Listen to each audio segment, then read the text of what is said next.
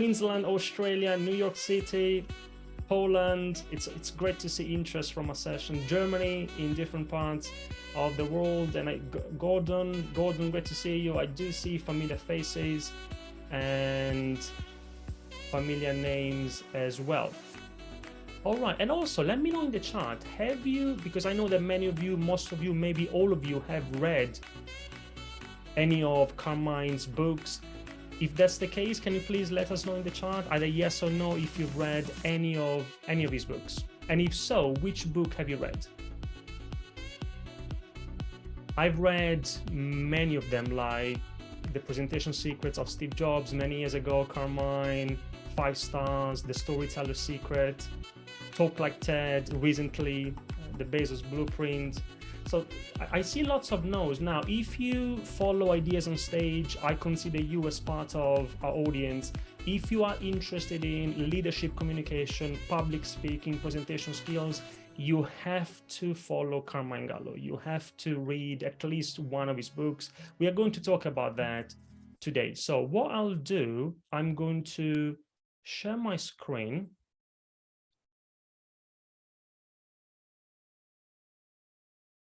And then we'll get started.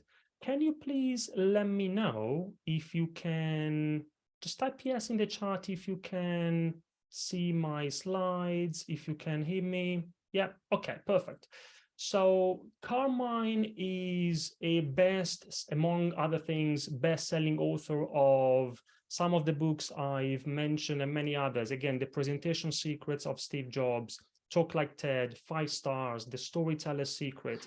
Recently, he's published another amazing book, The Bezos Blueprint, where he revealed some of the key strategies around leadership and communication that Jeff Bezos, the founder of Amazon, used and implemented at Amazon.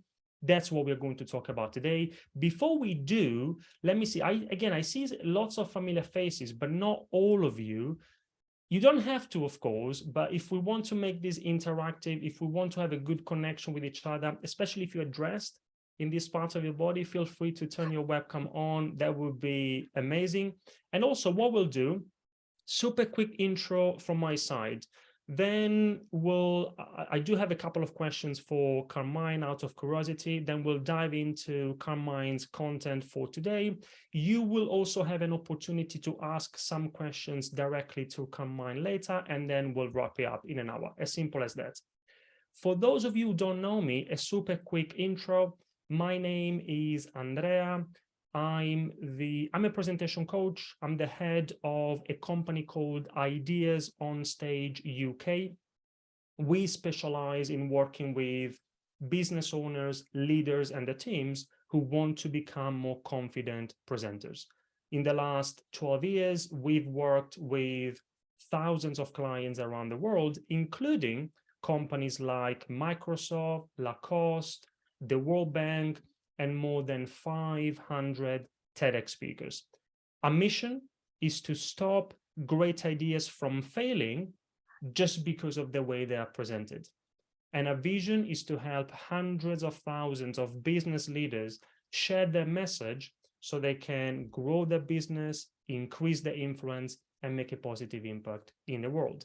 And that's it. Enough about me. I also want to thank amazing supporting partners for today. By the way, if we've got people today from any of these organizations, feel free to say hi in the chat. Feel free to share your links. We've got the Visual Jam, Impact Hub, King's Cross, which is all about impact-driven business and entrepreneurship. Aspire, Everyday People, which is also very much about purpose-driven entrepreneurship. Startups Magazine, and the Accelerator Network.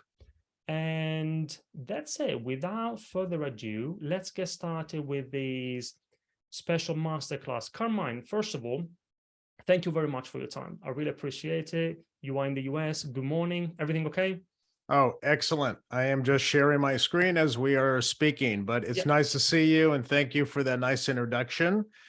It's going to be really hard for me, given where everyone is from, not to speak about the World Cup. Forget the book. Let's talk about the World Cup. all the countries you just mentioned. It's reminding me of all the games I'm watching, but that's a separate conversation for another day. Carmine, there's just one country which is missing.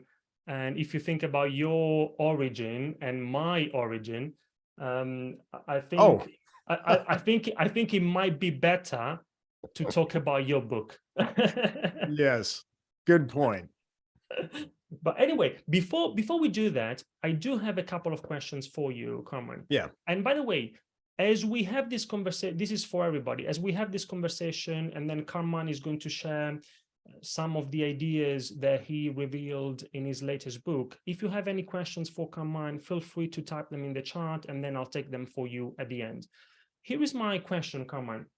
Now, you wrote lots of great books. We mentioned some of them earlier. One was about TED Talks, Talk Like TED.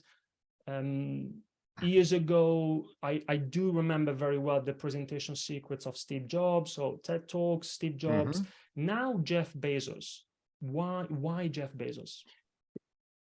Jeff Bezos, to apply him to everyone on this webinar, is Jeff Bezos is a dreamer, like all of you, who turned a bold idea into one of the world's most admired brands. And I argue that other than the company you work for, at least in a lot of countries, other than the company you work for directly, Amazon probably has more impact on your daily life than many other companies, than most other companies. Because don't forget, Amazon also runs one of the world's largest cloud computing businesses. So if you're watching Netflix, in fact, this Zoom video is taking place because it's being served on Amazon servers. So they're a very impactful company. The story is extraordinary for a man who has an idea, who at the time, most people said could not be done. People forget that. Most people said selling books online, taking people's credit card, that sounds crazy. Why don't you just stick to what you're doing and making money in finance, which is what Jeff Bezos was doing in 1994. They said that was a crazy idea. And yet he took that bold idea and turned it into one of the most transformative companies in the world. It's an extraordinary story. But more importantly, the reason why I wrote about it is because he pioneered communication strategies that Amazon continues to use today that fueled Amazon's astonishing growth. That is the most interesting part to me.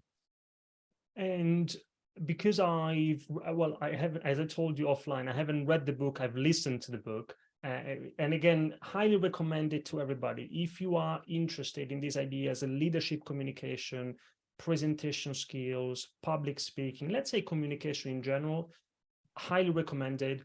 Now, you've shared lots of practical tips and techniques, leadership and communication tactics in your book. Now, we are talking about Amazon. Do those principles and techniques apply, and are they relevant to also perhaps a small business owner or a business leader within a smaller organization, not necessarily a huge brand like Amazon? Yeah, it's a good question, and it's a question I've been getting quite frequently, and it would make sense because I think people see Amazon as like this 1 million employees, this giant. Okay, how does that apply to small business? Don't forget, 1994, it wasn't just a small business, it was just an idea. So an entrepreneur has an idea.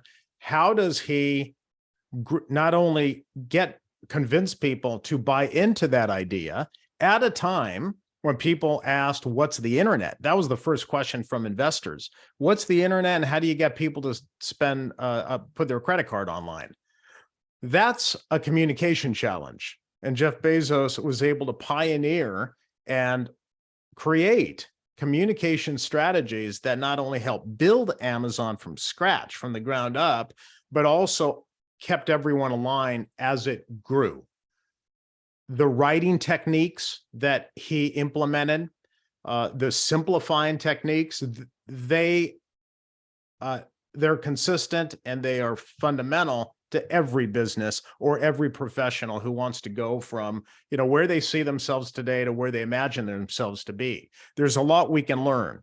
So if you wouldn't mind, Andrea, let me dive into a few concepts. I can share some slides if that's okay. That would be amazing. Go for it. Okay, let's do that. And please feel free to ask questions in the chat and we'll get to those. The reason why we all have to focus on communication, and I almost feel like I don't have to tell this group, this is something I have to remind a lot of people, but this group, I think you all know this, is that ideas don't sell themselves. In order to persuade anyone to take action on your ideas, you need to be an effective communicator. And persuasion, by definition, means to combine words and ideas to move people to action. Otherwise, it's just an idea. We all have great ideas, but as Andreas said with his mission, is to avoid people or to avoid those failures. Because the idea doesn't matter if we cannot convince enough other people to go along with that idea. And that's why Indra Nooyi, who will make an appearance a little later in my deck here, said you cannot over communicate or you cannot over invest in communication. Indra Nooyi is a very interesting person and communicator. Indra Nooyi ran PepsiCo, so one of the world's largest consumer brands, and she talks a lot about public speaking and communication. So we'll get to her a little later. But I like this quote: "You cannot over invest in communication skills," and that's why we should always be thinking about day one and having a day one mentality. So as soon as you start reading my book, The Bezos Blueprint, you'll understand what this is. But day one is a metaphor that Jeff Bezos created in his very first letter to shareholders in 1997, but he had been using it even prior to that. It's a metaphor for a mindset. Day one isn't a thing, it's a mindset. Means always learning, always growing. That's the reason why all of you are on a webinar. You all have a day one mindset. You may not call it a day one mindset, but you have a growth mindset, constantly learning something new to elevate yourself and your career. Jeff Bezos was once asked, what is day two? Good question. What is day two? And day two, he said, was stasis, which is stagnation. And if you stagnate and you're not growing, you become irrelevant, and that becomes an excruciating, painful decline. So let's avoid that. Let's avoid that.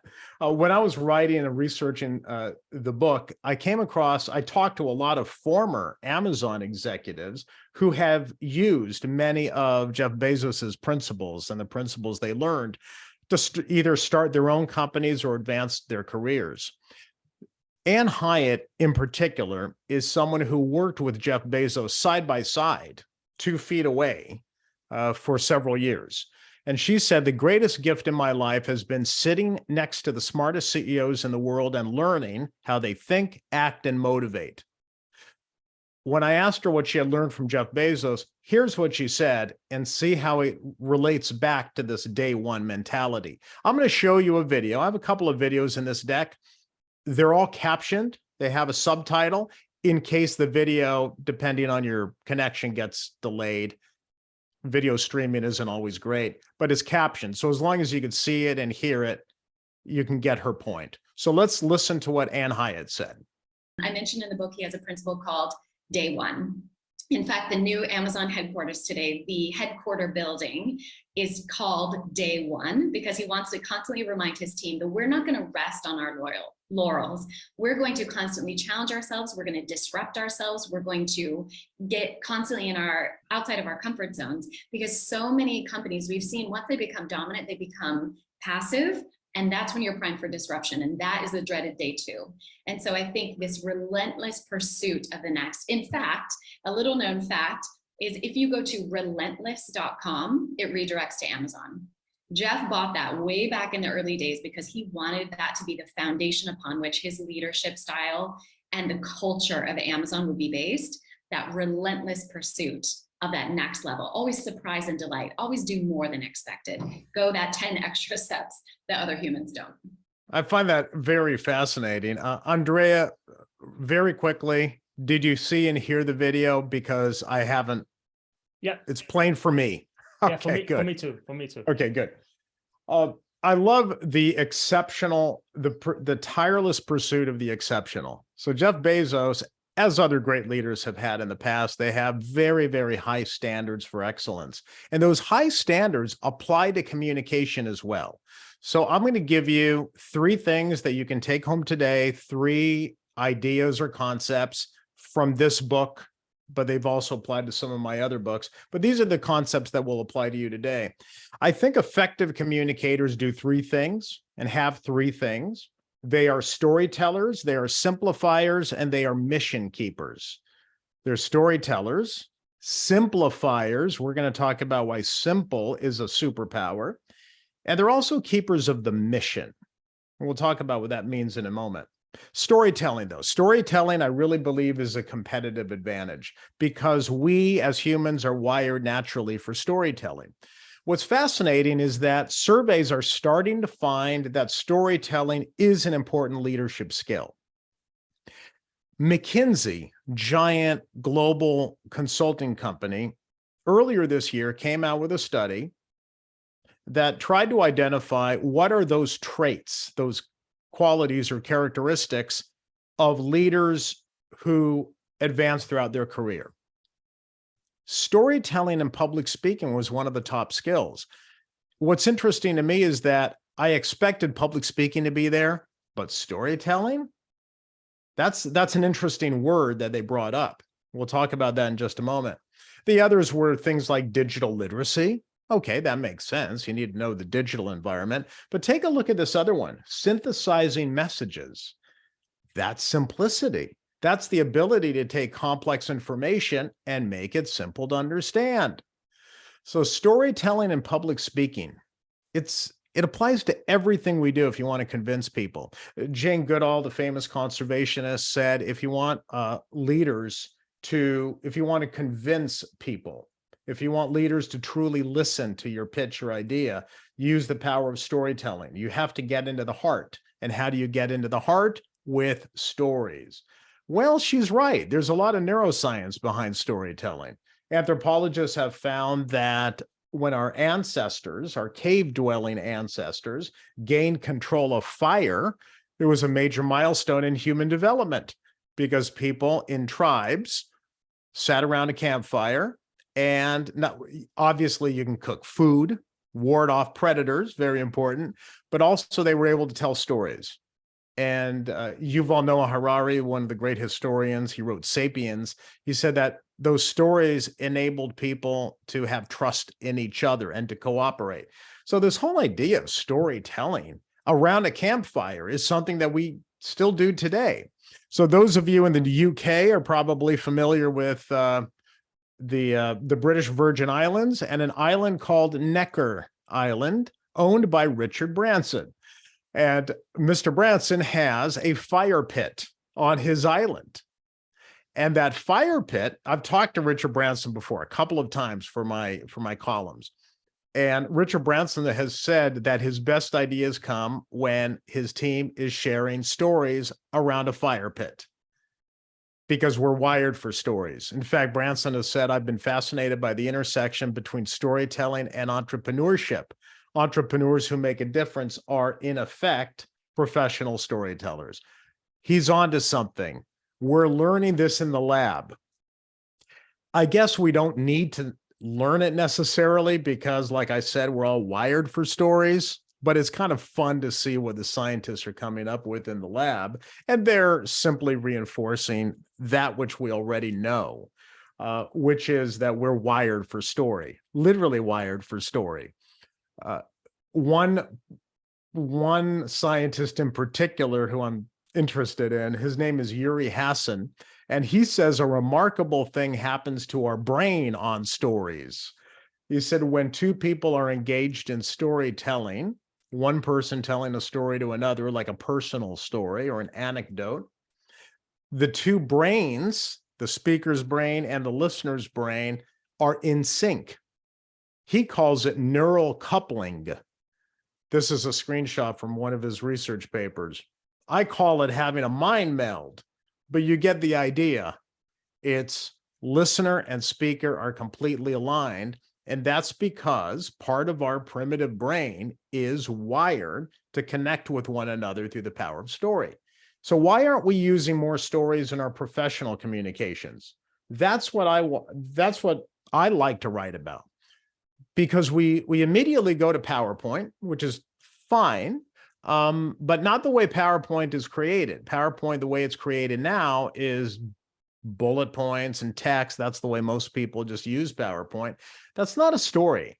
PowerPoint in itself is not a storytelling mechanism. It's not a tool, which is why in my book, I talk about the fact, or the day that Jeff Bezos banned PowerPoint at Amazon, because he realized that when his senior leaders got together for meetings to think about new ideas, PowerPoint was an ineffective tool to talk about those ideas. So what did he do?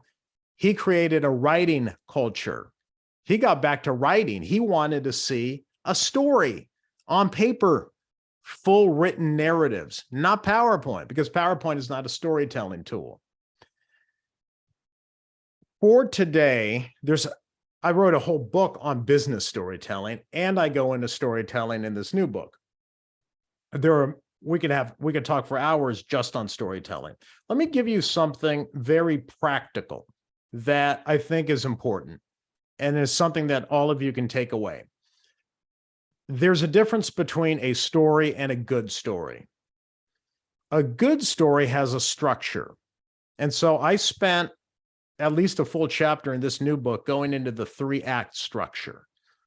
I've done a lot of research. I love this whole idea of the 3-act structure. I think it's great for anything, whether it's a new pitch, an idea, whether you're an entrepreneur or a business owner. Anytime you have an initiative or something important to deliver that you want people to take action on, you want to inspire them, think of it as a 3-act story, whether it's a personal story, whether it's an example from a customer, like a case study, if you're putting together a case study. Every good story should have, obviously, a beginning, middle, and an end. But if you look at Hollywood movies, they break them up into acts. Act 1 is the setup. This is where the characters are introduced and the adventure begins. Act 2 is the challenge. There's always hurdles and roadblocks to get to reaching a goal. And then Act 3 is the resolution, where everybody lives happily ever after. In the 3-act structure, I've noticed that a lot of entrepreneurs who tell their origin stories, those stories about how the company started, they use a 3-act structure. At least the effective ones do. And Jeff Bezos is no different. When Jeff Bezos tells the story of how Amazon got started, what's interesting to me as an outside observer of storytelling and communication is that Jeff Bezos does not start when Amazon first launched. He starts 30 years earlier, when he was born to a single mother in a state here in the US, Albuquerque, New Mexico. And during the summers, he would spend at his grandfather's cattle ranch. What does that have to do with anything? Well, it's there that he learned the values that would serve him well as an entrepreneur. After college, he gets a job in finance, and he learns something interesting, that the internet is growing at 2,300%. And so the adventure begins.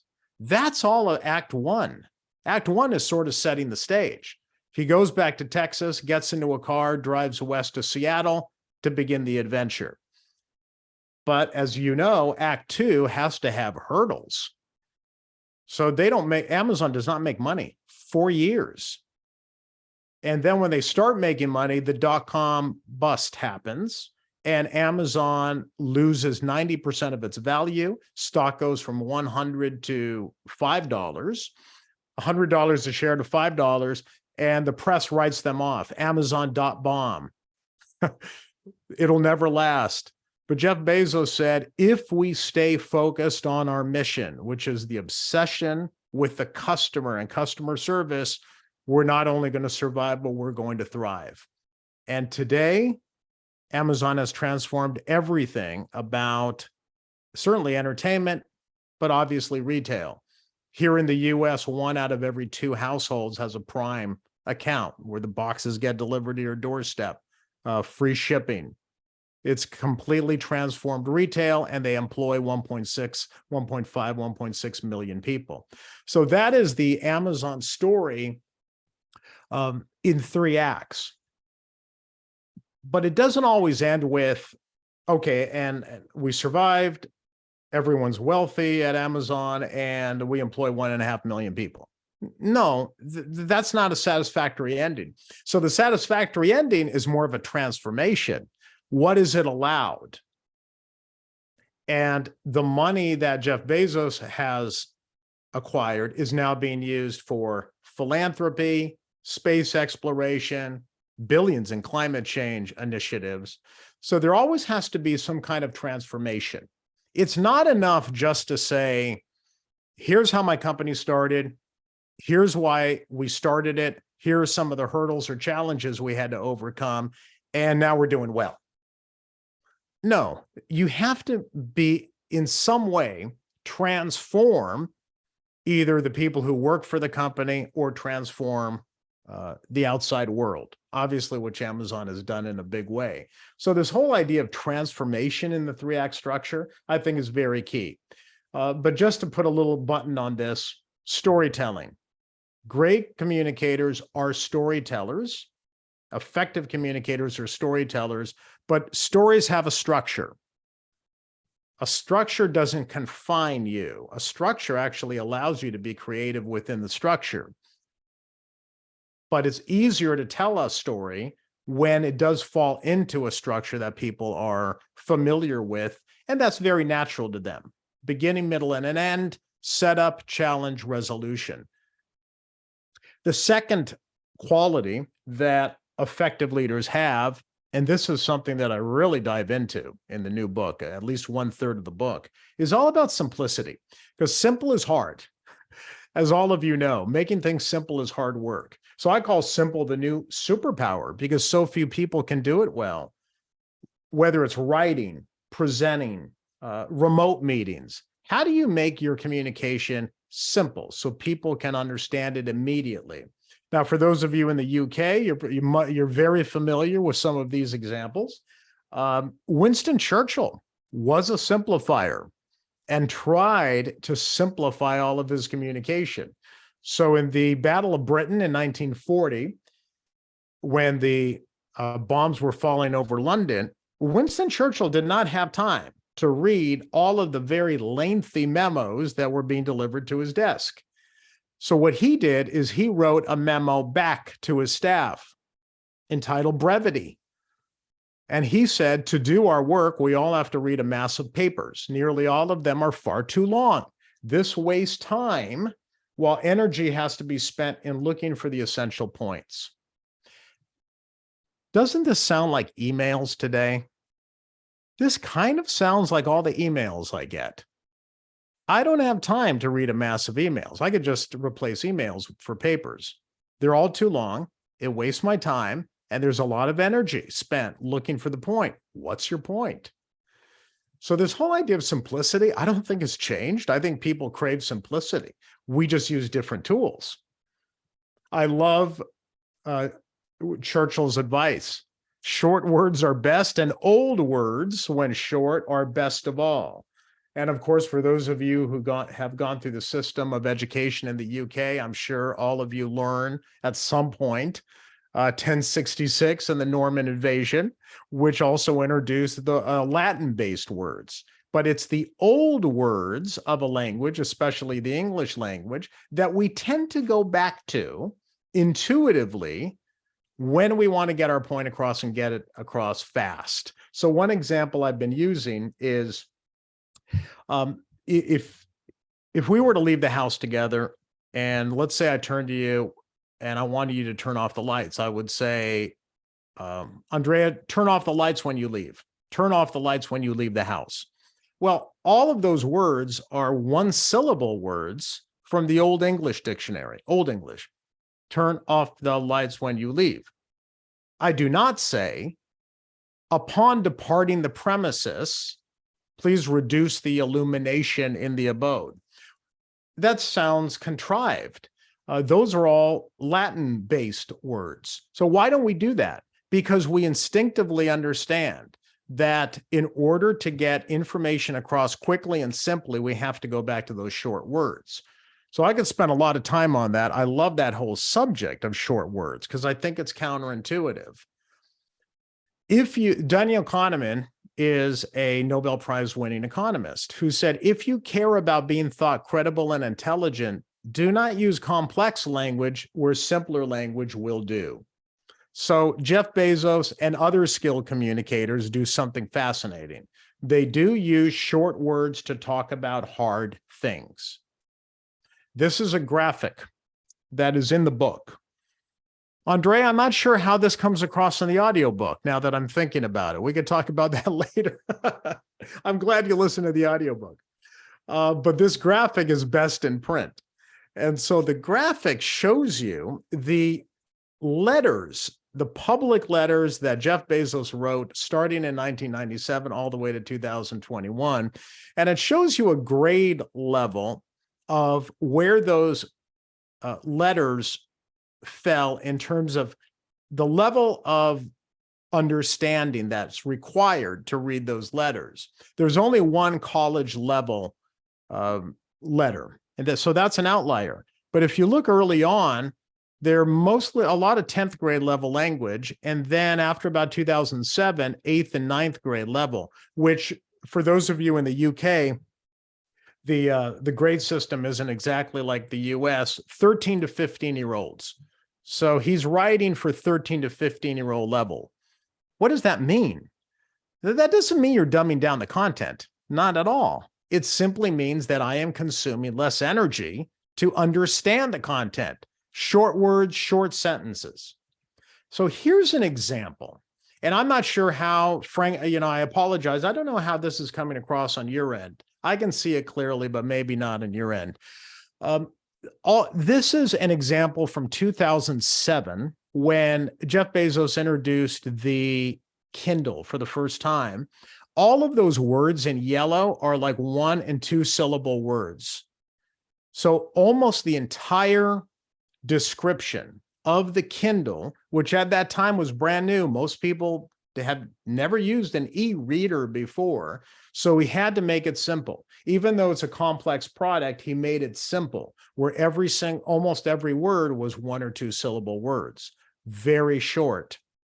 If you come across a word you don't recognize, okay, so that's a longer word, you can look it up easily. You can search your notes. Our vision is every book ever printed in any language in less than 60 seconds.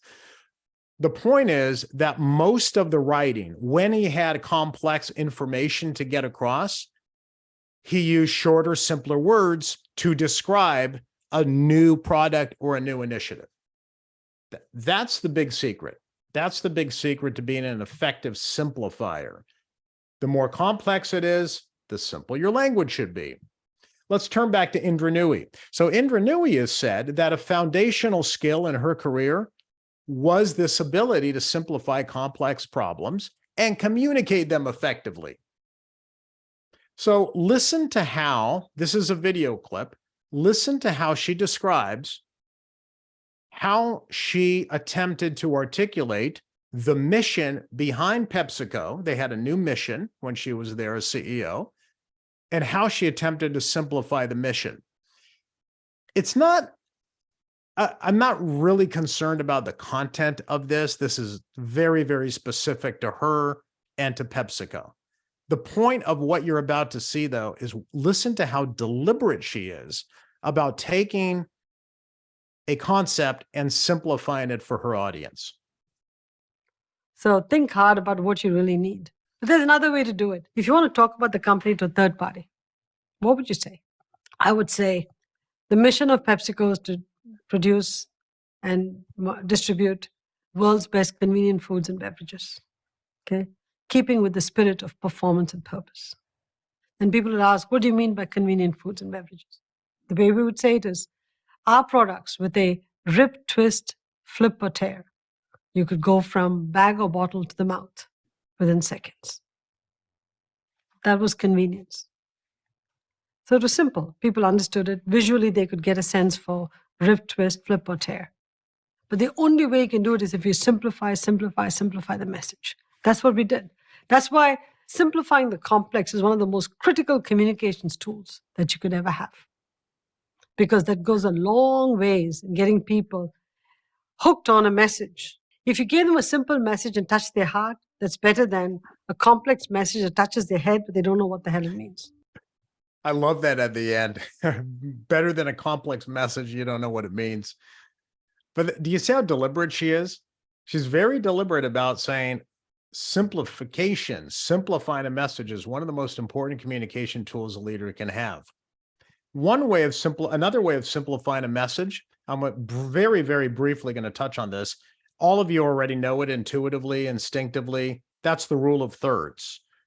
We just talked about a 3-act structure. People think in groups of 3. And this goes back to Aristotle, who said a good story has a beginning, middle, and an end. A lot of fairy tales across cultures, across languages, are often broken up into 3. Here in the 3 Little Pigs, 3 Musketeers, 3 Wishes, the genie grants Aladdin, 3s. In business, 3 is also very powerful. This gentleman is a senior data analyst, a scientist at Google. And here is what he tells his teams. If you have 1 hour with a client or a potential customer, talk about 3 opportunities. If you have 1.5 hours, you could talk about 4. If you have 6 hours, you could talk about 4. He's making a joke. Humans have a capacity for 3 or 4 big ideas. So stick to 3. There are so many groupings of 3 in the Jeff Bezos letters that I analyzed. We've got 3 big ideas at Amazon that we've stuck with for 18 years. 3 big ideas, not 23. 3. We put the customer first, constantly inventing and innovating, and we're patient, long-term perspective. Put the customer first, invent, be patient. Again, simple, active sentences, getting to the point, groups of 3. So think about how you can simplify your information or your content. And just one other concept from the book that I'd like to bring up because I think it's important, then we could take some Q&A. The mission. Andrea was really interesting because at the very beginning, he said, our mission at Ideas on Stage UK is to stop great ideas from failing. I believe that was it.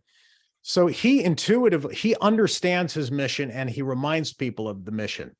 Every company, every department, even you personally, if you're a small business or an entrepreneur, you have a mission or a vision for what you want to accomplish. Well, you're the keeper of the mission then. Someone has to be the repeater in chief, the person who constantly reminds people of the mission. Again, going back to that McKinsey study, the best CEOs create a game-changing vision for their company, and they mobilize employees around it. The most inspiring vision is so clear, a leader doesn't have to do anything but get out of the way. I love that. But you get the idea that whether you're the CEO of a big company or you're starting your own company, it's good to have an idea, a vision for where you want to go with it, but you're the keeper of that mission. It has to be consistent. So real briefly, I did some analysis. In 1997, Jeff Bezos began to formulate what Amazon would be about. We obsess over customers. Then in 1999, a couple of years later, he formulated it into the mission, which is to build Earth's most customer-centric company. Years later, 2021, in his very last shareholder letter, he still said, we obsess over customers and we're Earth's most customer-centric company. In fact, if you look at a word cloud of all of the shareholder letters, it's obsession, customers that comes across. And to this day, the mission is Earth's most customer-centric company. It hasn't changed. He was the keeper of the mission, and customer obsession is their top principle, taught to everybody who joins Amazon. Because Jeff Bezos in one of his popular quotes, says, "We wake up every morning terrified, not of the competition, but of our customers." He was the repeater in chief. On matters of vision, you have to be stubborn. And that's why we've always been Earth's most customer-centric company, constantly going back to the mission. I want to show you one very quick video clip. It's a montage of Jeff Bezos over the years, very short, but watch the consistency. Listen for the consistency. Primary success factor for Amazon.com has been an obsession over the customer and a focus on customer service. This is clearly important in any business, but especially important online. About 4 years ago, we came up with the notion that we wanted to be a place, build a place where people can come to find and discover anything that they might want to buy online. Literally universal selection, anything with a capital A. We had already been on the path of trying to be what we call Earth's most customer-centric company. Well, our mission is Earth's most customer-centric company. The secret sauce of Amazon, where there are several principles at Amazon, but the number one thing that has made us successful by far is obsessive, compulsive focus on the customer as opposed to obsession over the competitor. Very consistent message over the years. That was another thing that fascinated me. And when I interviewed people who had worked for Amazon, they went back to that. They said, Jeff Bezos, not only did he raise the standards of excellence, but he was someone who always kept the mission center stage. He always kept the customer at the center of our communication. So I think if you're starting a company or you're running anything, whether it's a department or a division, think about what that company's mission is. And as a leader, by definition, you're the repeater in chief. You're the keeper of that mission. So if you can learn simply to simplify, storytell, be the consistent repeater of a mission, just those three things will set you apart as an effective communicator. There's a lot more that I dive into, of course, in the book, but I think those are three general themes that come across in many of the chapters, especially simplification, because simplifying complex information, hard, very, very hard to do. It's a skill, but it's a skill that can be developed over time. So anyway, I hope you enjoyed just listening to some of those concepts. I enjoyed talking about them, but I'd love to hear from you, and I want to learn from you as well. Some of your communication challenges in different countries, maybe cross-cultural communication challenges as well. You don't have to stick to just what I talked about here. You can ask me pretty much anything. If I don't know the answer, we'll put it out to the group. But Andrea, why don't we take some questions if you'd like? Yeah, we'll do. Carmine, thank you so much. And Kate in the chat says, I have to read this book. You have to, Kate. Yes, and I can tell you, Kate, I've listened to the book.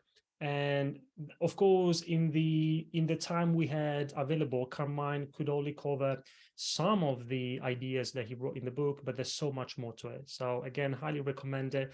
I do have, because I received lots of questions privately. Now we don't have a lot of time, maybe 5 minutes for a few questions. There's one from, and again, apologize if I'm not pronouncing your names correctly, Louise or something like that, sorry. And the question, Carmine, is, this is a side question about Jeff Bezos himself. Mm-hmm. Is he an introvert or is he an extrovert? My belief is that, not my belief, that's the question. Yeah. My belief is that he's an introvert, and he asked his organization to use the 6-pager to have the time to think before talking. What are your thoughts, Carmine? Well, yeah, that's very interesting. And could very well be an introvert, definitely a deep thinker. He doesn't put himself out there as much as some other billionaires who we probably all hear about every day now. Jeff Bezos is a little under the radar. He likes to keep under the radar as much as possible. So that's quite possible. I love the fact that you brought up what's called a 6-pager, and I wrote an entire chapter on the 6-pager, just so people understand. Remember, I mentioned that Jeff Bezos banned PowerPoint. He replaced it with something that is very, very powerful. Instead of pitching an idea or discussing an idea with PowerPoint, he wants you to write a memo. They call them 6-pagers. Does not have to be 6 pages, could be 1 or 2 pages, but it's the story. It has a title. It has a opening paragraph. It has a summary statement. It has nouns, verbs, sentences. It's a memo. It's a complete narrative of what your idea would look like. Why do we need your idea? What's the problem? What's the customer problem? What will customers say about your new idea? How will it improve their experience? You need to see that as a story, a narrative, not bullet points. Random bullet points that have no transitions between slides. That's why PowerPoint, you said, is not a good decision-making tool. I think PowerPoint complements. I think PowerPoint can complement a message. And I've worked with Amazon executives at AWS. They use PowerPoint. So they use PowerPoint, especially when they're addressing outside people and customers. But PowerPoint supports the story, but it's the story that comes first, which is why it's important as communicators, all of us, to be good writers, to learn how to write even more effectively than we do today, to be able to present ideas simply. It's not just about how to create a PowerPoint. Another question, Carmine, from Lei. Lei asks, I found that thought leaders and also authors and publications sometimes do use unfamiliar words. And I do find those words to carry more weight and more sophisticated meaning than very simple words. So her question is, these kind of thought-provoking writing, should it be exempted from your simplicity principle, or if that's not? That's an interesting take. And I would love to see, some of the examples, because I'll argue that although they talk about sophisticated arguments, their arguments are probably structured in a way that's easy to follow, or maybe they're using analogies, metaphors, examples, or stories to back those arguments and to make them simple to understand. If anyone who is an inspiring speaker is going to be using some of these rhetorical devices to communicate a complex message simply, what I'm suggesting is not to always use 8th grade words, to use short words all the time. That's not what I'm suggesting. Let me be clear. But when you have something complex, really complex, or unfamiliar, something that's brand new, that's when you can simplify the message, simplify the words you use, because if you use too much, in Silicon Valley where I live, they use a lot of jargon. There are companies, even within the companies, one department doesn't understand the other department because they're using so many buzzwords and jargon and acronyms that are familiar to one small group of people. The minute you have to communicate an idea to a broad group of people, that's when you need to use some of these tactics. And look, if you're communicating to your peers and all of you speak the same language, go for it. Terrific. Use as many difficult words as you like, because you all understand the language. I'm talking about being a translator. So I'm sure Leah would agree with me that when you're a translator, that's when you have to simplify the language. But that's a good question, and it's a good caveat to what we're talking about. Carmine, one more. We've got time for one more question, and there's a comment in the chat from Neil, which I like. Neil says, I noticed that the Visual Jam, and I'll give you some context, Carmine. Mm-hmm. The Visual Jam promoted these wonderful sessions. So the Visual Jam is one of our supporting partners. By the way, if we've got Grant or Paddy, feel free to say hi in the chat. So the question is, and by the way, the Visual Jam is all about communicating visually. Yes. So the question is, would you also encourage or suggest visuals to be able to simplify your content, your stories? Oh my goodness, absolutely. Yes. And that is why I wouldn't ban PowerPoint myself. I think visuals, whether it's PowerPoint or other platforms, we're visual. Most of us are visual learners in one way or another. Absolutely. My mission has been to help people get away from just starting with visuals and thinking about the story first. Just like a film director does not pick up the camera, they storyboard.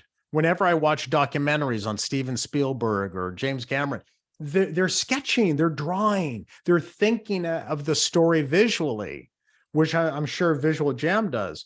But you got to think about the story first and then visualize the story. The reason why most business communication is boring, whether it's PowerPoint or the written word, is because people don't think about it as a story first. So absolutely, I'm all about visual thinking. And that's why I have 2 chapters in my book dedicated to metaphors and analogies. It's a little more complicated to get into here, but Jeff Bezos and other great communicators are thinking about how to communicate ideas in a way that helps you think of a visual. So they're always thinking about what kind of metaphor can I use or an analogy that would conjure a visual image, which is one of the reasons why Jeff Bezos named his startup Amazon. He was already thinking visually from the first day. He was thinking, what's a visual for the world's biggest something, the world's biggest selection of books at the time, world's biggest selection, world's biggest Amazon, the Amazon River. It's not just a little bigger than the other rivers. I think it's bigger than the next 6 combined. It's a big river. Earth's biggest river, Earth's biggest selection. There are many, many, many more examples throughout the years, but he was thinking visually. So this whole idea of visual representation of your topic is critical. Absolutely. Talking about metaphors, you also mentioned, Carmine, at the beginning, day one, the day one metaphor. That's a metaphor. Yeah. Okay, right. So thank you very much again, Carmine. Also for me that I've listened to the book, it was, today's session was very insightful. So I can only imagine what it was for those who haven't read the book yet. Now, before we close, let me see, we've got a few minutes and I do have some resources for you.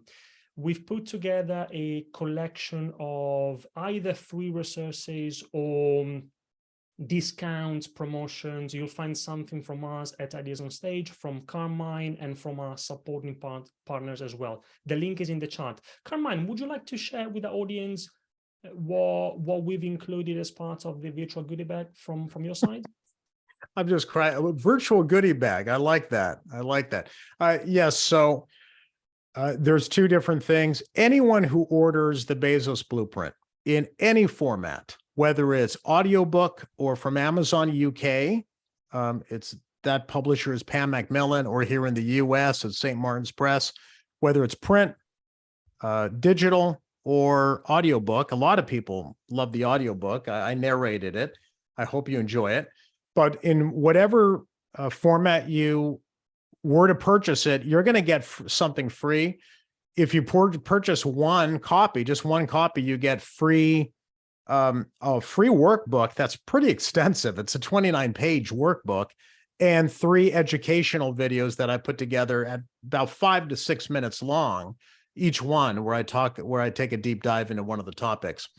So just go to the virtual goodie bag link, or if you forget that link, you can always go to carminegallo.com and you'll find it. It's /Bezos Blueprint. That is where you will find everything to get your free workbook, your free videos. And then we're also offering through the end of the year, personal coaching with me in return for bulk purchases. That's 25 copies or up for your team. That's something a little different, but you could also find that on carminegallo.com /Bezos Blueprint, or I believe in the link that Andrea is showing. Yeah, it's included there. And again, if we've got in the audience business leaders, business owners with teams, then I recommend that not only you read the book, but make sure that everybody in your team does the same. Now, from our side, just a couple of quick notes before we conclude. Here on screen, and the links will be in the chart as well. On the left side, we've got the Confident Presenter Scorecard. If you've never seen it, this is an online tool that we have that you can use to very quickly assess your current presentation skills. You just need to answer a few questions, yes and no. It will tell you a score, what that score means for you, and it also identifies opportunities for improvement. So again, the link is in the chart, the Confident Presenter Scorecard. The other thing is that if you're interested in communication, public speaking, presentation skills, we've got a couple of sessions coming up, 2 other events. One is next week and another one in January, how to avoid confusing your audience, even if you're not a natural presenter. The link again is in the chart, check it out. I would love to see you there. This is ideal for those who haven't yet attended any of my sessions. If you have, perhaps you're always very welcome to come back again. But if you haven't attended in the past, that would be ideal for you. I'd love to see you there. Just one more thing. If you are serious about taking your presentation skills to a higher level, I would also be very happy to offer. We've got an opportunity now for 3 complimentary free consultations in the month of December. These are 1-hour consultations with me to see if there might be a fit between what you may be looking for and what we have to offer. And regardless of whether or not there's a good fit, I can promise you that if you attend the consultation, you'll walk away with much greater clarity on how you can become a more confident, credible, and convincing presenter. And you'll also walk away with a free copy of our book, Business Presentation Revolution, written by my colleague, Phil Wakenell. If you're interested, just type, I see lots of yeses already privately. Up to you, either privately or in the public chat. Feel free to type yes. If you do, just to clarify, first of all, you're not committing to anything. You're just expressing your interest. And that doesn't mean that we'll go ahead with the consultation. We've got 3 spots available at the moment. If you type yes, I'll get in touch. I'll give you more information. And then if we see that it makes sense, we'll go ahead and find a slot. And that's it. If there's one thing I would really like you to take away from this session, is that if you think about it, any difficulty in your business, in your roles, in your careers, can be traced back to a communication deficiency, which means that most likely somewhere there's a bit of a lack of communication skills. For example, if your business is not growing, for sure, somewhere there's a communication deficiency. If you are finding it hard to lead your team, there's a communication deficiency. If you are struggling to make an impact for causes you care about, there's a communication deficiency. Any difficulty in your business, roles, or careers can be traced back, boils down to a communication deficiency. So if you think that that might be the case in your situation, then you need to be intentional about what you're going to do about it and when. You see, many people attend sessions like these, they watch videos, podcasts, they learn new things, they get insights, and then what do? Nothing. They procrastinate. They think that now is not the right time, and so they'll wait for the perfect time. The truth is, there will never be a perfect time. The perfect time to start your journey to becoming the best communicators you can be is now. Mastering the art of public speaking can be rewarding. It is rewarding, but there's no reward without action. Good things don't come, never come to those who wait. So if this speaks to you, here is my invitation to you. Start your journey now. Start your journey to becoming the best presenters, the best communicators you can be today, not tomorrow. Start your journey to becoming the best version of yourselves as communicators today, not tomorrow. And if you do that, I can promise you your audience will thank you. Carmine, I want to thank you again so much. Thank you for your time. I feel honored and privileged for having had the opportunity today to do this event together with you. I've learned a lot. I'm sure their audience has also learned a lot. I want to thank again our supporting partners, and most of all, thank you to our audience. I hope you enjoyed it. I hope you find it useful, and let's keep in touch. All the very best. Ciao. Thank you. Nice seeing everybody. Thank you.